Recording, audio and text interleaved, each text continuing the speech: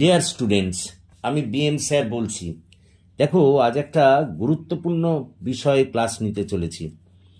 তোমরা সকলেই জানো তোমাদের থার্ড সেমের LCC1 ইংলিশ পেপারের পরীক্ষা খুব সামনে, এবং যেখানে কারেকশান করতে দেয়া থাকে, এরার কারেকশান। আজ আমি তোমাদের একটা last minute suggestion of error correction নিয়ে হাজির হয়েছি। এটা তোমাদের আমি একদম লিখিত গ্যারান্টি দিতে পারি যে তোমরা যদি আমার এই সাজেশনটি ফলো করো, এখান থেকে সব কমন পেয়ে যাবে। মানে কারেকশানের 10টা নম্বর ধরে নিতে পারো তোমাদের পকেটে। তো আমি তোমাদের আজকে সেই লাস্ট মিনিট সাজেশন এরার কারেকশানের নিয়ে হাজির হয়েছি। দেখো, আর বেশি কথা না বাড়িয়ে আমি সরাসরি ঢুকে পড়ি। আমি কি কি এখানে দিয়েছি সেগুলো একটু ব্যাখ্যা করে দিই। দেখো, প্রথমেই আছে যতীন রবড মাই পার্স। দেখো, এটা ইনকারেক্ট সেন্টেন্স। যেখানেই দেখবে রবড থাকবে তারপরে জেনে রাখবে একটা প্রিপোজিশন অফ ব্যবহার করতে হবে, নাহলে কিন্তু সেটা ইনকারেক্ট। তাহলে দেখো, এখানে হবে Jatin robbed of my purse. দেখো পরেরটা, my mathematics knowledge is poor. দেখো, এটাও ইনকারেক্ট সেন্টেন্স। যেখানে এরকম বাক্য থাকবে তোমাকে আগে নলেজটাকে এগিয়ে নিয়ে আসতে হবে। ম্যাথামেটিক্স নলেজ নয়, মাই নলেজ অফ ম্যাথামেটিক্স। তাহলে দেখো, my knowledge of mathematics is poor, এটা কারেক্ট ফর্ম। তারপরে দেখো, I did not see no one on the road at night. এটাও ইনকারেক্ট সেন্টেন্স। দেখো, এখানে আছে ডিড নট সি, তারপরে আবার নো ওয়ান। জেনে রাখো, ডিড নট থাকলে আর নো ওয়ান হবে না, সেই জায়গায় তোমাকে এনি ওয়ান লিখতে হবে। দেখো, আমি তাই লিখেছি, I did not see any one on the road at night. তারপরে দেখো, the sceneries of Manali are charming in winter.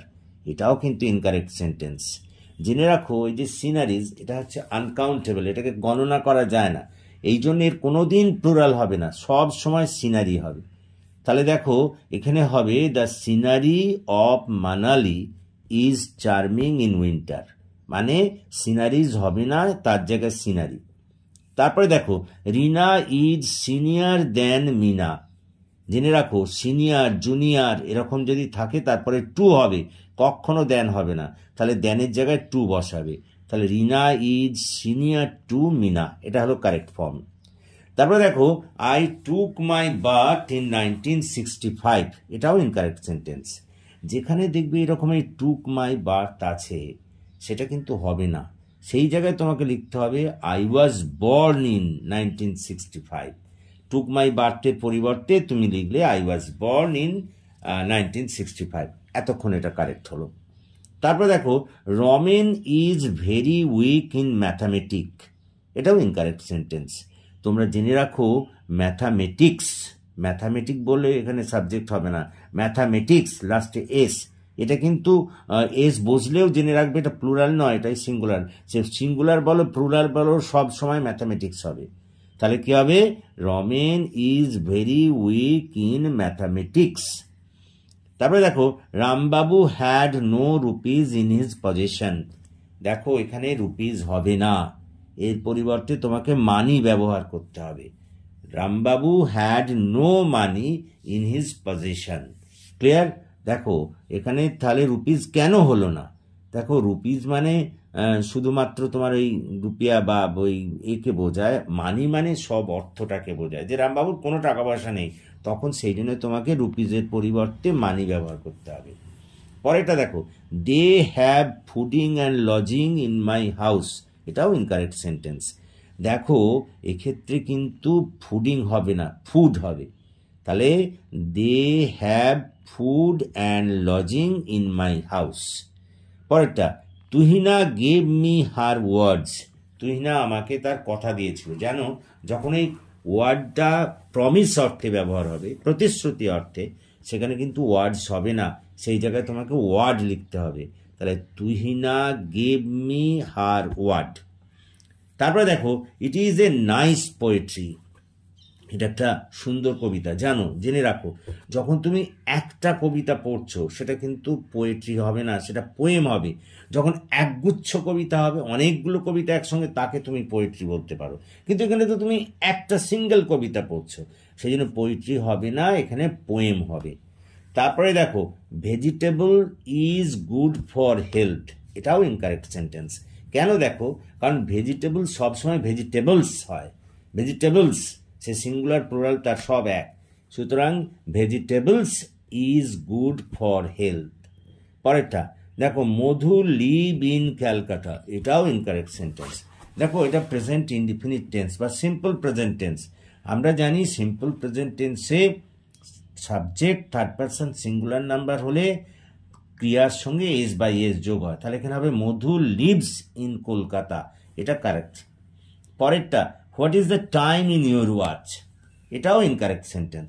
দেখো, যখন কাউকে কোনো সময় জিজ্ঞেস করবে, ইন ইউর ওয়াচ বলতে পারবে না, তোমাকে বলতে হবে বাই ইউর ওয়াচ। তার মানে কারেক্টটা হবে what is the time by your watch. Next আছে, no girl is more better than she, এটাও ইনকারেক্ট। দেখো, এখানে দুটোই কম্প্যারেটিভ ফর্ম ব্যবহার করা হয়েছে, মোরও হচ্ছে কম্প্যারেটিভ ফর্ম, আবার বেটারও কম্প্যারেটিভ ফর্ম। একই সেন্টেন্সে দুটো কম্প্যারেটিভ ফর্ম ব্যবহার করা যাবে না, সেই জন্য মোরটা এখানে হবে না। No girl is better than she, এটাই কারেক্ট সেন্টেন্স। পরেরটা, mathematics are different from other subjects, এটাও ইনকারেক্ট। একটু আগেই তোমাদের বললাম যে ম্যাথামেটিক্স সব সময় সিঙ্গুলার হিসেবে ব্যবহৃত হবে, তাকে প্লুরাল ধরা যাবে না। তাহলে ম্যাথামেটিক্স ইজ, এখানে আর হবে না, is different from other subjects. দেখো, যদি ম্যাথামেটিক্সকে প্লুরাল করা যেত তাহলে তুমি আর লিখতে, কিন্তু ওই যে বললাম ম্যাথামেটিক্স সিঙ্গুলার প্লুরাল সবসময় এক, এবং তারপরে সবসময় সিঙ্গুলার ফর্মের ভার্ব হবে। তাহলে mathematics is different from other subjects, এটাই কারেক্ট। তারপর দেখো, he had many works to do, দেখো যেখানে মেনি ওয়ার্কস থাকবে সেটা কিন্তু হবে না। দেখো, ওয়ার্কসের তো সংখ্যা গোনা যায় না, সেই জন্য তাকে এ লট অফ ওয়ার্ক বলতে হবে। তাহলে he had a lot of work to do. পরেরটা, নেক্সট, হি ইজ ডাইড, এটাও কিন্তু incorrect sentence. He is died কখনো হবে না, এটা হবে হি ইজ ডেড, এটাই correct form, he is dead. দেখো, তারপরেরটা, the cat was sitting in the table, এটাও ইনকারেক্ট সেন্টেন্স। কখনো ইন দ্য টেবল হবে না, এটা হতে পারে the cat was sitting under the table, এটা হতে পারে, আর না হলে অন দ্য টেবল হতে পারে, কিন্তু কখনোই ইন হবে না। বেস্ট হয় যদি আন্ডার বলো, the cat was sitting under the table, কোনো কিছু শেডের তলায় থাকলে তাকে আন্ডার বলা হয়। আর অন মানে যেখানে একদম লেগে আছে সঙ্গে, তাহলে অন দ্য টেবিলও তুমি দিতে পারো অথবা আন্ডার দ্য টেবিলও দিতে পারো, কিন্তু কখনো এখানে ইন হবে না। পরেরটা, দ্য ক্লক স্ট্রাক 6 আওয়ার্স, এটাও ইনকারেক্ট সেন্টেন্স। এই যখনই 6 বললে আর আওয়ার্স বলতে হবে না, তাহলে তুমি লিখবে এখানে দ্য ক্লক স্ট্রাক 6। তারপরে দেখো, this is the best of the two books, এটাও ইনকারেক্ট সেন্টেন্স, কারণ দুটো বইয়ের সঙ্গে তুমি তুলনা করছো, সেখানে সুপারলেটিভ ফর্ম বেস্ট ব্যবহার করা যাবে না, এখানে কম্প্যারেটিভ ফর্ম ব্যবহার করতে হবে। দুটো বইয়ের সঙ্গে তুলনা করলে কম্প্যারেটিভ, তাহলে এখানে হবে this is better of the two books. তারপরে দেখো, নেক্সট আসছে, I am neither pleased with Rina nor Mina. দেখো, আমরা জানি নাইদার নর ব্যবহার করতে হয়, কিন্তু নাইদার নরটা কিভাবে ব্যবহার করবে, যাদের সঙ্গে তুলনা করা হচ্ছে তাদের আগে নাইদার নর। হ্যাঁ, তাহলে আমি কি লিখবো এখানে, I am pleased with neither Rina nor Mina. দেখো, দুজনের সঙ্গে তুলনা হচ্ছিল এখানে, তাহলে সেই জন্য নাইদার রিনা নর মিনা, এটা কারেক্ট।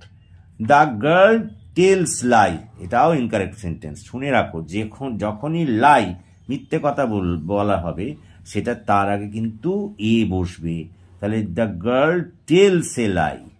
ক্লিয়ার? পরেরটা দেখো, আই অলওয়েজ স্পিক ট্রুথ, এটাও ইনকারেক্ট। ট্রুথের যেমন লাইয়ের আগে এ বসাও, তেমনি ট্রুথের আগে দা বসাতে হবে। তাহলে I always speak the truth, তাহলে তোমরা যেখানে ট্রুথ বা লাই দেখবে তার আগে এই জিনিসগুলো করবে, লাইয়ের আগে এ বসাবে, ট্রুথের আগে ডি বসাবে। তারপরে দেখো, learn this poem by memory, এটাও ইনকারেক্ট। যখন কোনো পোয়েম মুখস্থ করার কথা বলা হবে তখন কিন্তু মেমরি নয়, তখন তোমাকে বাই হার্ট লিখতে হবে। তাহলে মেমরির জায়গায় বাই হার্ট লিখবে। তাহলে learn this poem by heart, এতক্ষণ এটা কারেক্ট হলো। তারপরে দেখো he reads a poetry, incorrect. একটা কবিতা পড়ছে তো, পোয়েট্রি মানে কবিতা গুচ্ছ অনেক, তাহলে এখানে পোয়েট্রি হবে না, পোয়েম হবে। তার মানে জেনে রাখো, একটা কবিতা বোঝালে পোয়েম, আর অনেক কবিতা একসঙ্গে বোঝালে সেখানে পোয়েট্রি। তো এখানে একটা কবিতা বুঝিয়েছে, সেই জন্য হি রিডস এ পোয়েম। তারপরে দেখো Tapan went to school despite of his illness. জেনে রাখো কোনো সেন্টেন্সে যদি ডেসপাইট থাকে তারপরে আর কিন্তু অফ হবে না, অফটাকে তুলে দাও, তাহলেই কারেক্ট হয়ে যাবে। দেখো তাই হয়েছে, এখানে অফ আছে অর্থাৎ ইনকারেক্ট, ওটাকে তুলে দাও। Tapan went to school despite his illness, এতক্ষণে কারেক্ট হলো। তারপরে দেখো আই প্রেফার কফি দ্যান টি, এটাও ইনকারেক্ট। জেনে রাখো প্রেফার যদি কোথাও থাকে সেখানে টু হয়, দ্যান হয় না। তাহলে এখানে আই প্রেফার কফি টু টি হবে, দ্যান হবে না। পরেটা দেখো the shepherd took his ships two the field. দেখো এই যে শিপস মানে ভেড়া, এই শিপস কিন্তু এর প্লুরাল হয় না, শিপ হয়, SHEEP হবে, SHEEPS হবে না। তাহলে তোমরা জেনে রাখো, মাথায় ঢুকিয়ে নাও, শিপস হবে না, সেখানে হবে শিপ, অর্থাৎ প্লুরাল হয় না এর, ওই SHEEP এই অবস্থাতেই থাকবে। তাহলে কি হবে, the shepherd took his sheep to the field, মানে ওই সিঙ্গুলারেও শিপ, আবার অনেক শিপ নিয়ে গেলেও শিপ, এস যোগ করতে পারবে না। পরেরটা I have decided to quit my job a week ago. দেখো যেখানে এগো কথাটা থাকবে তাহলে সেখানে আর তুমি হ্যাভ হ্যাজ লিখতে পারবে না, শুধু ওই সেকেন্ড ফর্ম পাস মানে ক্রিয়া হয়ে যাবে। তাহলে দেখো এখানে I have decided to quit my job a week ago আছে, তাহলে এগো থাকার জন্য আই হ্যাভ ডিসাইডেড, ওই হ্যাভটা হবে না, I decided to quit my job a week ago, এটাই কারেক্ট ফর্ম হবে।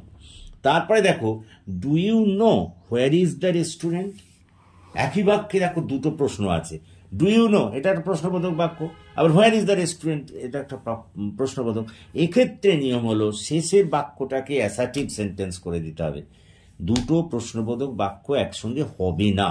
সেই জন্য প্রথমটা প্রশ্নবোধক রাখো, ডু ইউ নো রইল, তারপরে হোয়ার দ্য রেস্টুরেন্ট ইজ এটাকে অ্যাসার্টিভ সেন্টেন্সে করে দেওয়া হলো, প্রশ্নবোধক বাক্য থেকে অ্যাসার্টিভে নিয়ে চলে যাওয়া হলো। আমি আবার বলি, একই বাক্যে দুটো প্রশ্নবোধক বাক্য থাকবে না। এরকম হলে প্রথম প্রশ্নবোধক বাক্যটাকে রাখবে, দ্বিতীয় বাক্যটাকে সাধারণ বাক্যে পরিণত করে দেবে। এখানে যেমন আমি করলাম, do you know where the restaurant is, এটাই কারেক্ট। পরেরটা Kamal has not seen me since 12 years. দেখো তোমাদের একটা কথা বলি, সিন্সের পর যদি এরকম সংখ্যা থাকে, সিন্সের পর যদি 1 2 3 4 5 6 7 8 9 10 এরকম যদি সংখ্যা থাকে, জেনে রাখো সেখানে সিন্স হবে না, সেখানে ফর হবে। কথাটা বোঝার চেষ্টা করো, সিন্সের পর যদি দেখি এরকম সংখ্যাবাচক শব্দ আছে তাহলে সেক্ষেত্রে জেনে রাখো সিন্স হবে না, সেক্ষেত্রে কিন্তু ফর হবে। ক্লিয়ার? সিন্স কোন সব ক্ষেত্রে হবে, সিন্স মর্নিং, সিন্স নাইট এরকম হতে পারে, কিন্তু এরকম 12 আওয়ার্স 3 আওয়ার্স এরকম যদি থাকে সেখানে সিন্স হবে না, তার জায়গায় ফর হবে। তাহলে দেখো এই 32টা আমি দিলাম, এটা একটা লিখিত গ্যারান্টি তোমাদের কাছে রইল যে you will get common out of this sentences, মানে কারেকশন তোমরা এখান থেকেই কমন পাবে। হয়তো মনে করো কর্তাটা চেঞ্জ করে দিল বা কর্মটা চেঞ্জ করে দিল এরকম হবে, কিন্তু প্যাটার্নটা সব এইরকম থাকবে, এর বাইরে কিচ্ছু হবে না। এইগুলো তোমাদের করতে হবে, প্লিজ এগুলো করো, এখান থেকে কমন পেয়ে যাবে, ইংরেজি আর কোনো চিন্তাই থাকবে না। Clear? So that's all for this day. সুতরাং তোমাদের যদি এই ক্লাস ভালো লাগে প্লিজ বন্ধুদের মধ্যে এটা শেয়ার করো এবং আরও বেশি করে এই ক্লাস জয়েন করতে বলো। আর প্লিজ সাবস্ক্রাইব মাই চ্যানেল, তোমরা যারা এখনও আমার চ্যানেল সাবস্ক্রাইব করোনি please subscribe my channel. So that's all for this day. Thank you for watching and listening. Please subscribe my channel and have a good day.